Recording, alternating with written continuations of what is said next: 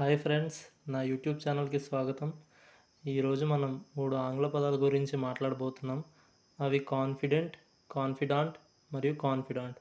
ఈ 3 పదాలు చూడటానికి, వినడానికి దాదాపు ఒకేలా ఉంటాయి, కానీ వీటి అర్థాలు పూర్తిగా వేరు. ఈ పదాల మధ్య తేడా ఏంటి, ఎప్పుడు ఎలా ఉపయోగించాలి, ఈ వీడియోలో మనం అన్నీ సులభంగా అర్థం చేసుకుందాం.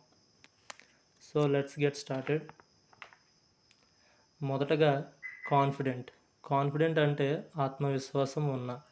ఈ పదం ఒక వ్యక్తి తన గురించి లేదా తన సామర్థ్యాల గురించి ఆత్మవిశ్వాసం కలిగి ఉండటాన్ని సూచిస్తుంది.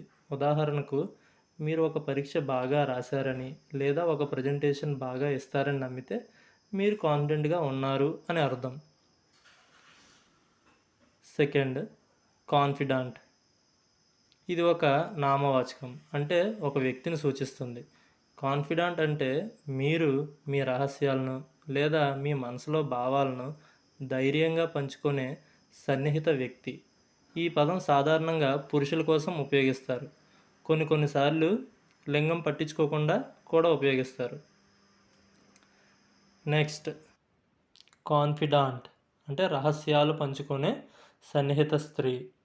ఇది కూడా నామవాచకం మరియు ఇది కూడా కాన్ఫిడాంట్ లాంటిదే, కానీ సాధారణంగా ఒక స్త్రీని సూచించడానికి ఉపయోగిస్తారు.